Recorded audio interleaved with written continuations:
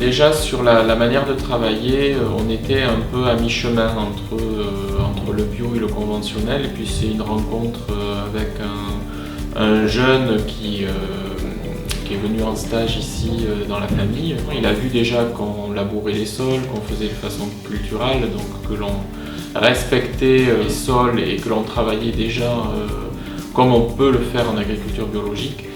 Donc en discutant avec lui, en fait, on n'avait pas grand changement à opérer dans nos pratiques pour réellement respecter la charte de l'agriculture biologique. Donc tout ça, toutes ces réflexions mises bout à bout, et fait qu'en 2004, on a fait une première expérimentation sur 3 hectares pour voir comment ça se passait. Et à côté de ça, le reste était mené en conventionnel.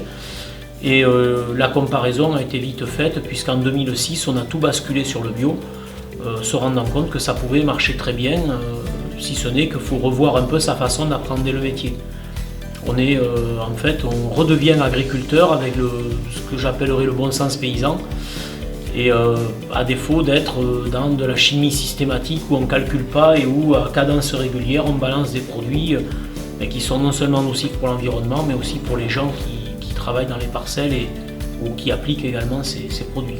Un lien à faire entre agriculture biologique aussi et agriculture paysanne. Et c'est vrai que mon père a commencé à travailler très tôt, à l'âge de 14 ans.